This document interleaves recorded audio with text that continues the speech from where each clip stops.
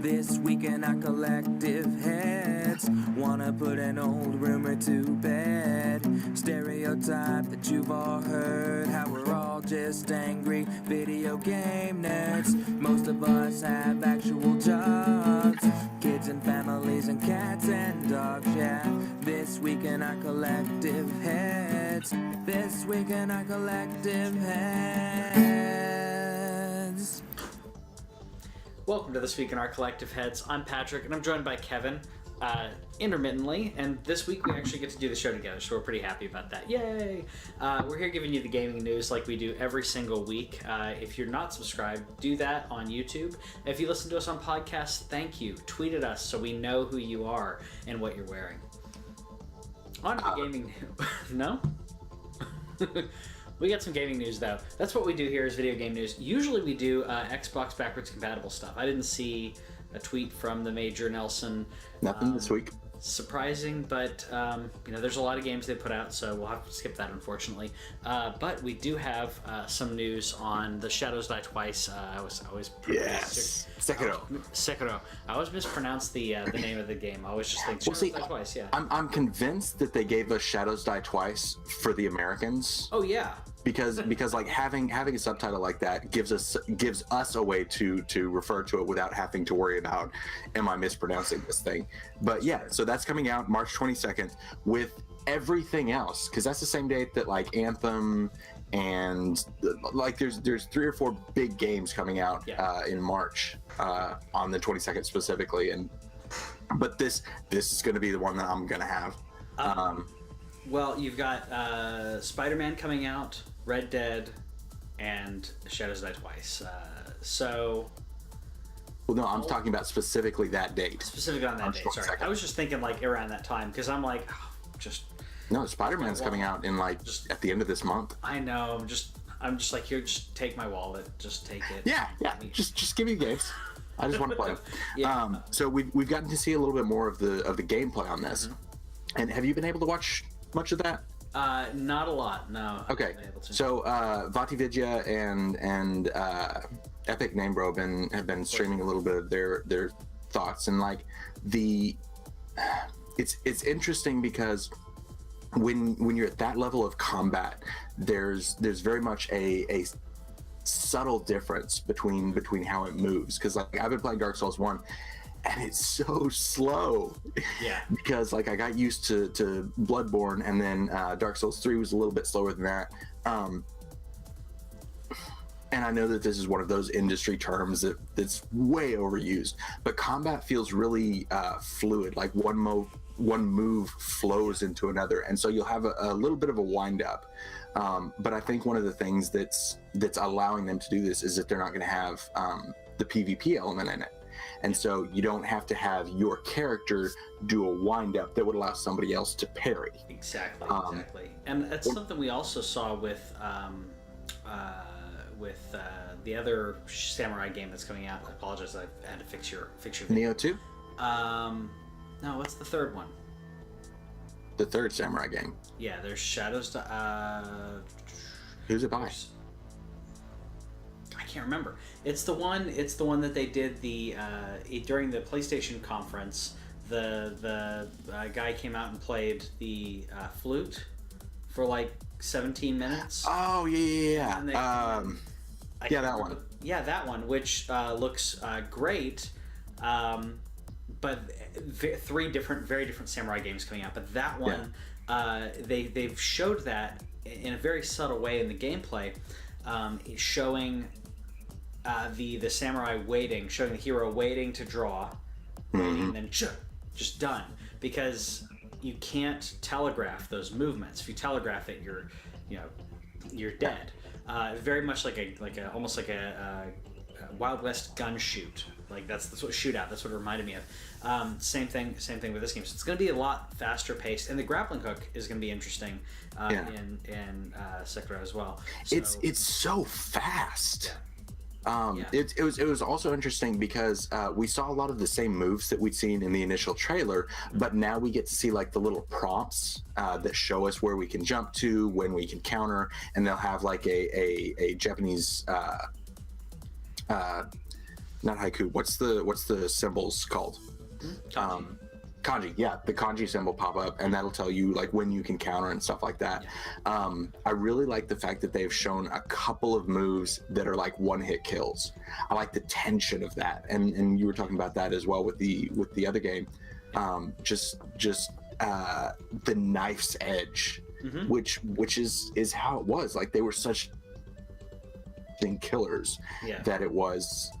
Yeah, it was very much like the gun show thing. Like Ghosts of Tsushima. That's what it was. yes, that's the one. Yeah. That's the one. Which is more like. But like it's very much like if you ever saw like the Twilight Zone episode with the guy who retired from gunslinging because like he was tired of killing people or whatever, and it's like because it's so fast, and that to me is a really fascinating aspect of it. Yeah, and I think it's interesting having these 3 games come out all at the same time, which was not. Yeah. I'm not gonna say that Neo's success did this, because Neo wasn't a huge commercial success. It was a success in regards to what they, I would consider it a AA game. And critical reception. The people who played it really enjoyed it. Exactly, and I don't think that's the reason we're getting these other ones. I just think it's one of those weird timing things, kind of like Deep Impact and Armageddon is the one that I always think of. Yep, and Observe and Report and Paul Blart. Yep. Which again, it just like happenstance that they have that it's going to happen. In this case, 3 samurai games, which I'm fine with. They're very absolutely. Different. I would be fine if samurais became the new zombies and we just got samurai games all over the place. Neo and Shadows Die Twice are the 2 that I feel are going to be more similar in regards to their samurai, but they're magic in some way, one way or another. I still think they're different enough that people will enjoy one or another for different reasons. The focus in the first Neo on the Amrita and the ability to move around with like magic and things like that, and the mythology surrounding all that stuff. And when you get into that, then it's a lot more fun, a lot more fanciful, and this seems more like a Sekiro sounds or looks to me from someone who's not actually gotten a chance to play it yet, but it looks much more like a thing where we'll be able to have a bit of the like it's a bit overdone, but it's still in a way that is somewhat grounded, and it's they've got poison breath or whatever, but it's not specifically like magic spells. Sure. I can't remember offhand. This is multi-platform, right? Though this is not. Yes, and being published by Activision, which is kind of interesting because From Software has typically worked with Bandai Namco. Yeah, that's interesting. What also is interesting, at least, well, not that interesting to me, but Bloodstained. Not coming out on Vita, by the way.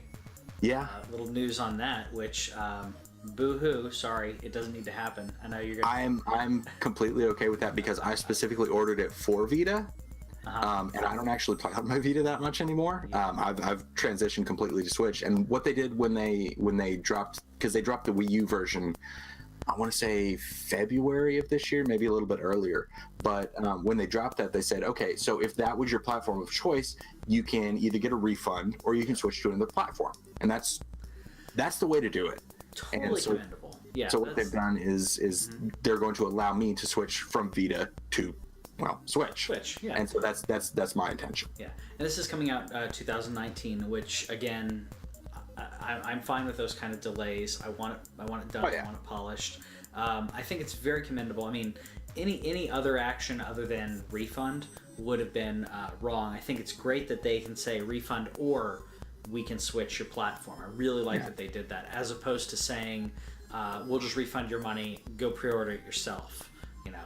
I'm really glad that they did that, because this day and age, so much is done electronically, so much is so user-friendly. We don't like doing things. We want things to just do things for us. I don't want to pay my bills. I just want the bills to be paid. So I set them up so they're paid and I don't have to worry about it. Absolutely. If I had to lick stamps and send stuff to people, no. So I like that they did this for you. Not for me, because that doesn't really matter for me. But happy about that, and I'm glad that you've got your Switch, because otherwise you would be a little more hurt by this, because you didn't have a platform. So I know there's some people. Well, no, I would be able to just put it on PS4. You would, but what I mean is, you specifically play a lot of handheld. Yeah. And because of that, I'm just saying, because of that, you would be one of the people who may say, "Oh, this is not what I want now." Let's scoot it over, by the way. Boom, there you go. You may be one of those people who says, this isn't what I want. This is my preferred. Vita has been dead for a while. It still has great games on it, but it's been dead for a while. 3DS, I think, has died this year, if not late last year. Yeah. And Nintendo is still just pumping morphine and whatever it can into a brain-dead vegetable. And not to be a really morbid, give a morbid analogy there, but that's how it feels to me. The 3DS is gone. It's done. The Vita is done. Even in Japan, I mean, the Switch is becoming a thing. So, I'm fine with them not developing on Switch. I don't think they need to support that anymore. Agreed. Yeah, but things. So we talked about that. That is being delayed. We also we have some news on as this is really dark and I can barely see. Transcendence, right? Transference, not Transcendence. Transcendence Okay. is the Johnny Depp movie. Transference, new upcoming game, VR, crazy, psychological, suspenseful. I'm gonna play the heck out of this. The demo's gonna be coming out on that. Let me grab the date on that. September 18th is when the game comes out, but the demo is available. Happy about that and excited about this game. I won't be able to play it right when it comes out. I'll be playing it a little bit after, but I'm excited about it. I think it's a really interesting premise from what I know of the game, because they haven't told us a ton about it. But the whole, or at least what I can gather from the trailer, is you're a child of this developer who puts her into some type of VR kind of thing. Yeah, I don't really know. From the chat, we're getting that you're a little bit quiet. So, so the demo is coming out for that in the next. I think it's coming out pretty quick on the PlayStation 4. We don't know where else it's going, and honestly, this is a game that wasn't on my radar, so I don't really know a whole lot about it. But I'm all about demos. Yeah. I'm all about free stuff, so I'll check it out and see what's there. Most games that are releasing on VR have a non-VR version, and I really appreciate that, because I think that that's a good way to kind of transition into VR, because we can see a game and be like, oh yeah, that would be pretty fun on VR. Yeah. I think Resident Evil is a good example of that. Resident Evil 7 was made. It was made so that VR would work. Yeah. But it also works completely fine as its own entity, which is how I played it. I played it without VR, and it worked, and it was great. But playing that, I knew VR was available for it, and thought this would be freaky. This would just be so weird, which made me want to play it on VR. So eventually, I may do that. But yeah, I agree with you. I think that. I think having that option is really important. Yeah, and I think it's important to allow developers to develop for VR, which is more expensive. Yeah. But it's for a niche audience. But they're still allowed to, or they're still able rather to expose themselves to. That sounded wrong. To have the exposure of the wider audience, because and this isn't in the notes, but PlayStation this month celebrated 500 million PlayStation units sold. And that's not just PS4, that's PS4, PS3, PS2, PS1, PSP, and Vita, all together 500 million, which I thought was amazing. It is amazing. Whitney was like, oh, it's all of them? So what? I'm like, no, that's never been done. I had to kind of spell that out for her. Because she was like, they sold that many PS4s. Nintendo said that they've released 700. But the interesting thing about that is that if you look at the numbers of the handheld versus the home console, it is 2-1 as far as the handhelds go. And I thought that was a really interesting statistic. So Nintendo released 2-to-1 handhelds versus consoles. Yeah. Wow. That because is... like the 3DS, even with the astounding numbers of the Wii, the 3DS still sold better. Well, let's talk about this. I mean, the Wii is their top-selling console, right? Yeah. Then, and I know I'm not going to get these exact, but you got the SNES and the NES, right? Mm-hmm. GameCube and Wii U were flops. Yeah, the N64 didn't sell as well because like there was a pretty steady trend down as far as their sales from the NES to the Super Nintendo to the N64 to the GameCube to the Wii. I thought the Super Nintendo did around what the NES did. I mean, I may be wrong. Yes, there was a lot of market less. confusion at the time. There was market confusion at the time because people were like, "Why am I buying this?" They weren't used to upgrading consoles like the way that we are. But there's also the thing that like you have the 3DS and the 2DS and the 3DS XL and like so like there's a lot more that are basically the same system but they're different iterations, kind of like the PS4 and the PS Pro. Yeah. You know, those are the same generation and all this half generation nonsense. Yeah. But there's a little bit more of that as far as the handhelds go. I think I agree. Handhelds are kind of their own thing, but also, I mean, because of that steady decline that Nintendo saw in their console units, handhelds kept them afloat. Yeah. The Game Boy Advanced during the whole GameCube and all that, the Game Boy Advanced kept them alive, and then coming out with the DS kept them alive again. Right before Wii U, I may get those slightly off, but the handheld kept them in that diversity, kept them in the game. And I think that's one of the reasons that they've been reluctant to let go of the 3DS is because historically they've had difficulty with the home console market, and now they have this weird hybrid system that bridges the gap between the two, and it's like you're getting the handheld people, which apparently is me now, and the home console people. And both of them are buying Switches and buying games for it. And so but I can understand their reluctance to let go of the 3DS and that enormous market share that they have there. No, I agree. I agree with that. I'm fixing your video a little bit. I'm trying to make you look a little bit more even with me as we try out our new format of talking to each other. And speaking of things that weren't on the list, we were talking about how little news there was this week, but there's a little bit more news. Did you see the bit about Amazon and the pre-order bonuses and stuff? Yes, I just saw this morning. So the news on that was Amazon. I don't know if did they say they're going to do it or they're it's like within the next month or so they're gonna switch over. But you can at this point as of the time of this recording, you can still pre-order games. Okay. So the news item on this, by the way, just to summarize it, is Amazon has been giving a 10% discount if you pre-order. Is it 10% or 20%? 20%. 20% discount when you pre-order a game with Amazon if you're a Prime member, so you get free shipping and 20% discount. Right. Which when I order physical games, I order them that way because, well, 20% easy math. That means if I buy 5 games, I get one free. It's easy math. Plus, if I don't have to buy the games, I'm just saving money. So they're going to stop doing that. So lock in your pre-orders if you haven't already. I'm going to double check. I believe I have Red Dead and Spider-Man pre-ordered.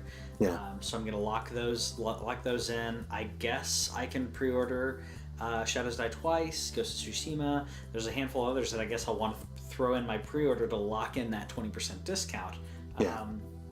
So if you have ones that you're thinking about buying, especially Nintendo, I know there's a lot of digital stuff, but if you're on Switch, we really do recommend that you get games on physical if you can, and the reason for that is because of the memory card usage and everything. Well, that and the fact that they don't Nintendo doesn't discount stuff like PlayStation, Xbox consistently have sales where you can save 20, 40, 60% after a game's been out for a while. One of the exceptions as far as PlayStation goes is like during the summer. I guess this is what's going on right now, but like I got 20% off Guacamelee 2. Recommended, by the way. Our review will be coming out this week. But Guacamelee 2 which is so much fun to play with the girls. I was telling you a little bit about this. Yeah. Okay, brief tangent right here. Okay, so Guacamelee 1 had, I think it had co-op of some form. But what they've done, and if you've played the new Super Mario Brothers, well, I know you have, but playing the new Super Mario Brothers, like whenever you died, you would just bubble, and then the other person would like stomp on you or kick you or whatever. Yeah. And so they brought that over to Guacamelee, and so like the girls and I are playing. But the funny thing about it is like that game is so much harder when playing with 7-year-olds because like I'm having difficulty keeping up with, because like if I'm playing by myself, I can set up my own combos and I'm like, okay, I'm gonna force everybody into this corner and then do a massive uppercut, hit everybody, grab somebody on the way up and throw them down on top of the pile. Yeah. But like they're flinging bodies everywhere, and like so they're technically helping, but it's making it much more confusing and much more hilarious. They're having fun with the physics involved. I mean, and you can't say that you didn't do the same thing when it came to stuff, came to games like when they first started getting those kind of like ragdoll physics and different things. You're doing the same thing. I mean, just trying to see what would happen. So that is pretty funny. We got some news on Fortnite, because when is there not news on Fortnite? In this case, so Fortnite has had a huge rift that's been going on, and something about cubes shooting lightning. I don't care right now. I don't know if other people do, but it's another thing so the rift is closed. A giant alien cube has appeared. It's shooting lightning randomly. Yeah. I enjoy the Fortnite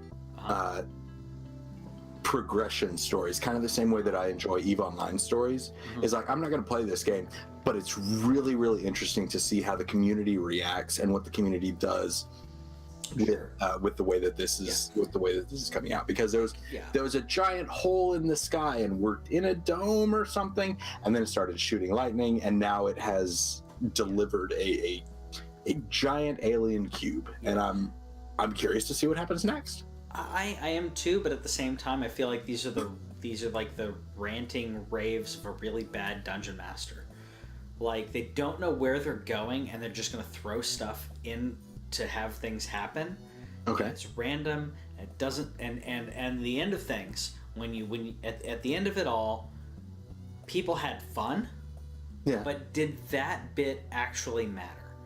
Are people going to look back and go, man, that cube was really cool? No. They're going to say, oh, it was really cool when I built these stairs and I did this and this guy did this and she did this. Those moments are what make Fortnite. Okay, bit of a pushback on that though. Okay.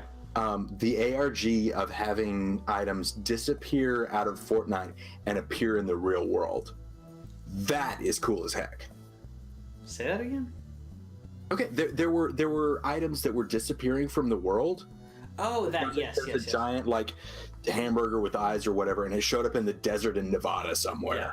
And somebody was like, "Hey, this thing that used to be in Fortnite is hanging out here," and like that is just meta as all get out, and I love that. Good viral marketing is what that is. I agree. Yeah, for those people who don't know about Fortnite, whoever they are. So I still have my standing bet on Fortnite, which I've said before, but I'll completely clarify it.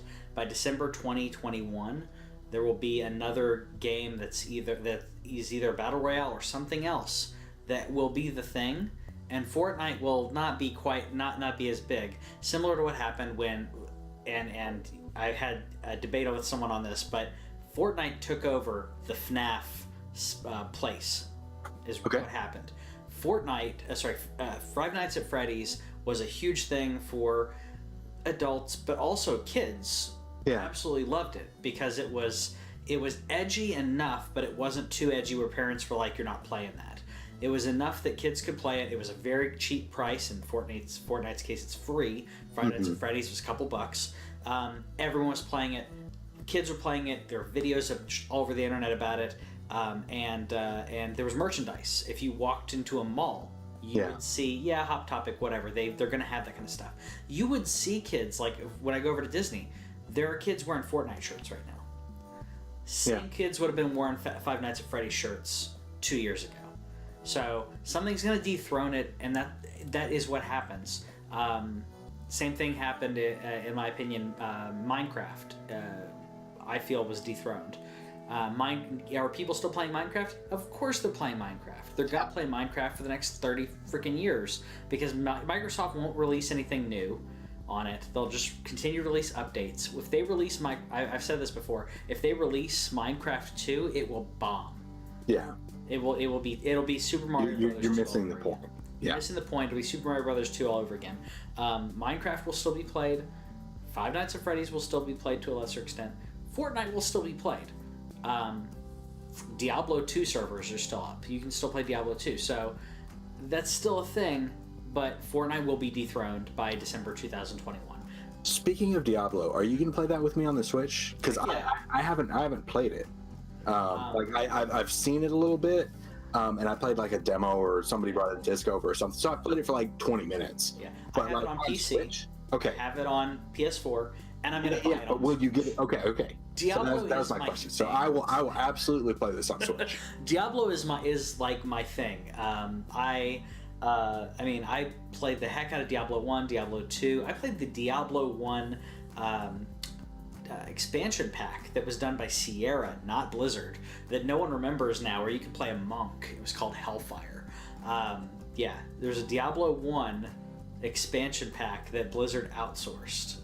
That wasn't good. Fascinating. I played it, it wasn't good, but the fact that you got to play another character class, I was all about. There were two character classes. See, I mostly remember Diablo 1 for the butcher fight, because that was like that was like the first, like, I don't know how you say this, but the first big mini boss. That's the first unique monster that you run into. Yeah. And it's the first monster that they drum up in the lore leading up to it. And that's one of the first things that you hear about is I can't remember what her name is, but her son like went down and died, blah blah blah. Like Peg Leg Timmy or whatever.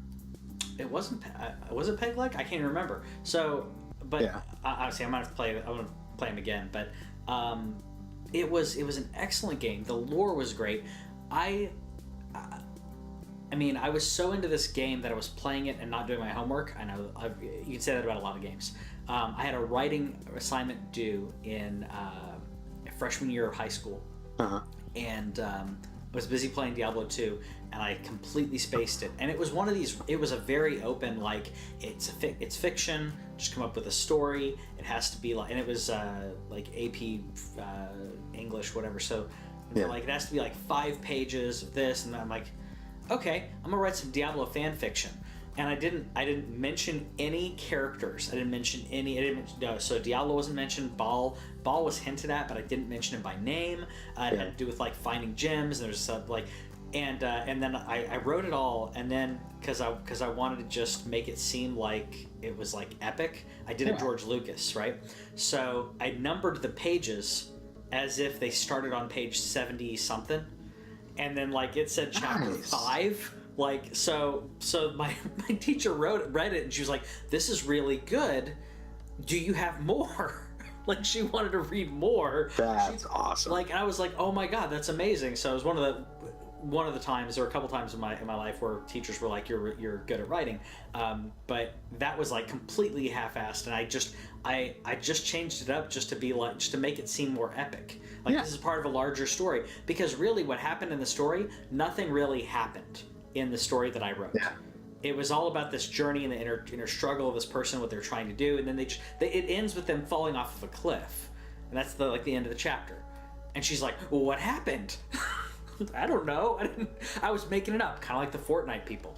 They're just making it up as they go, and then I guess we'll figure out what we do after this. But it was awesome. So yes, I will be playing Diablo on the Switch, and hopefully bring Whitney in to play too, because she played a little bit on PS4, but with the Pro controller and everything. That's what I love. Diablo being able to play co-op is a must, and being able to play this couch co-op is amazing. Diablo 3, I was one of the people who was like, how are you going to do that couch co-op? And it works. So happy about that. What's our next topic? Because we were. I don't know. Do I think we just kind of wandered off on things. We do have the two other things that we have is Ubisoft has said that they're not releasing another like full title in the Assassin's Creed universe because. And the reason that these are coming out in sequential years again, because a lot of us thought that they did Origins, they did Odyssey, and we thought that they were going to go back to the annual thing that they'd been doing before. Yeah. So what they've said is that they're going to focus on DLC for Odyssey. Okay. The reason these are coming out in sequential years is that they were actually working on them at the same time. They were working on them in conjunction with each other. So like they had a team working on Odyssey, and then the main team working on Origins. And then Origins finishes up. They move most of the people over to Odyssey, have some of the people work on DLC and stuff. And so what they're trying to do is they're like, okay, Origins and Odyssey is this like mini generation of Assassin's Creed games, and then we're going to see what we can learn from that, and then we're gonna take a year off. Excuse me, take a year off as far as releases are concerned, and then we'll move on to the next thing, which I think is a much more measured approach than they did previously, because before, when it came to Unity and Syndicate, they just kept on pumping them out, and it was year after year, and it was like when you have something like Unity, it's pretty obvious that they just kind of dropped the ball on this. It was like, we've just been doing this for too long, we just need something. And so their ability to jump back, start with the origin story, things like that. And so they have Origins, they have Odyssey, and then they're going to focus on DLC. And so the more RPG nature of Origins and Odyssey has been kind of their focus for these two games. Then they're going to take a year off, and we'll see what it is when it comes back, because they'll take stuff from that, they'll take stuff from Black Flag, and they'll figure out what works, what doesn't, and they'll release, I don't know, maybe it could be like every couple of years they take a year off, but they're doing it in a way that serves the story, that serves the universe, rather than trying to pump one out every single time that the holiday season comes around, which I think is a much better approach. Origins proved that when you do a game like Assassin's Creed, the way that they used to do them, which was, let's take the best items, let's think of a place, cool, and now let's take different mechanics from our other games that worked really well, put them in there, maybe try a few new things, but let's do things that work really well, as opposed to every single year trying to come up with new stuff. I think Assassin's Creed, the mechanics are great, but in regards to mechanics changing, there's only one mechanic that, in my opinion, was a game changer for the series, which was ship combat, which is ships and being able to go through Not the grappling hook? Not the grappling hook. I don't care about the grappling hook. I like grappling hooks. That's one of the reasons I'm so excited about Sekiro. Like, I love like jumping and zipping around, getting behind somebody and stabbing them. And that can stay over there. Like, I like seeing a building and going, how can I climb up this thing? How long is it going to take me? Like, how do I find my handholds? And just like you were talking about when you were playing, it wasn't just Cause, I can't remember which game it was. It may have been Far Cry, where afterwards you drive around and you're like, oh, I see where the structural part is for this. Like your mind starts thinking in video games. I do that with Assassin's Creed, where I see a building. So we were in Europe, very fitting for this, but we're in Europe, and Whitney and I are like, yeah, you can climb up right there. That would be where the handhold, you can hold your hand, hold right there, pop up to this window. Yeah. And I think that's Assassin's Creed to me. But there are other things they've added and taken away from Assassin's Creed. Yeah. Guns have been toyed with and brought in every now and then. And what they learned with it was they're not great. They're okay for certain things. They're noisy. It's not what Assassin's Creed's about. It's good for pirates, but at the same time, are you going to go in guns blazing? No. I'm going to go in and I'm going to stealthily take out specific targets in specific intervals. Okay, so the biggest game like that transitioned from the video game to the real world was guerrilla warfare. When I was running around on Mars and finding out like the structural integrity of stuff. Like I'm driving across a bridge and I'm like, okay, So if I put a bomb right here, where do I and put I bomb? sledgehammer this post, Yep. I can take this bridge down in 2 moves. Yeah. And that was so much fun. And then the other one was on Dark Souls 3. They had a lot more of creatures that were like hanging from things, and when you walked under them, they would like jump down on you and chew on your head. Yeah. And so that was terrifying. Again with bridges, like driving under a bridge. I'm like, I hope nothing comes down and eats me. Yeah. Speaking of things eating things, because I don't know if it has anything to do with it, but Life is Strange 2 is coming out September 27th. Well, you've got the dad saying he's going to buy weed for his kid. I mean, that makes sense. But I still have not played Life is Strange. I need to play it. But, and you're welcome to. Yeah, and I have it, so I have an excuse. So do I.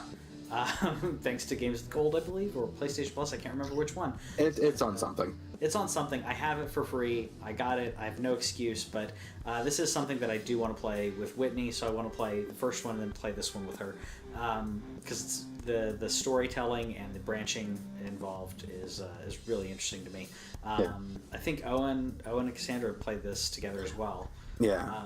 Owen loves this series. Yeah.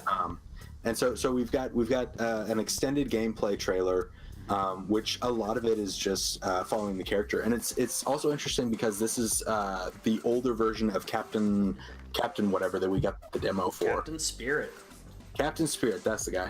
Yeah. So this is a slightly older version of him. It's more grounded in the real world, less imagination, which is maybe his problem with girls. But we got an extended gameplay feature on that, and then we got a release date for the first episode, which is September 27th.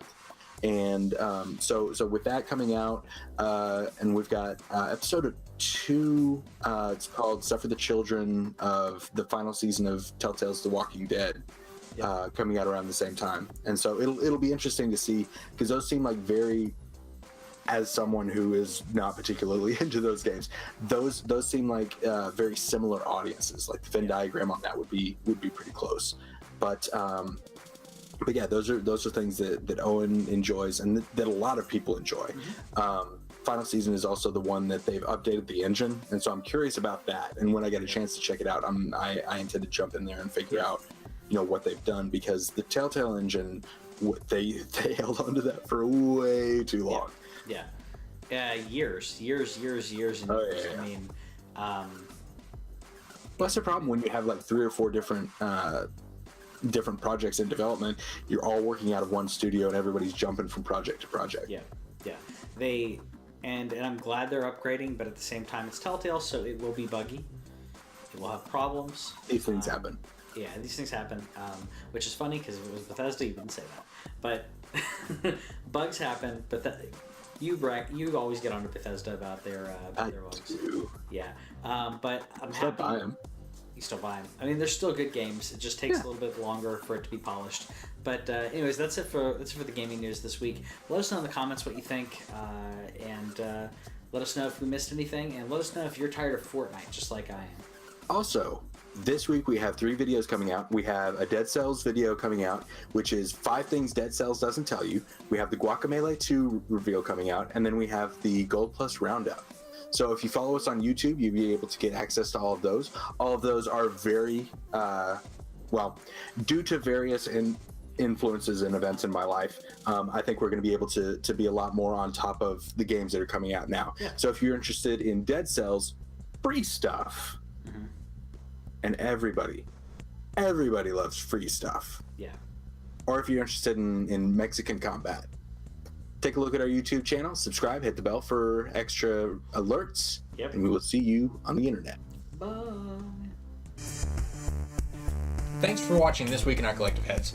Subscribe over here and click the bell, and that way you'll know about any new videos that we put up, because we put up a lot of gameplay, a lot of stories from games and stuff like that, and gameplay is down here. Yeah, and you got more editorials and news stuff down here. Check it out.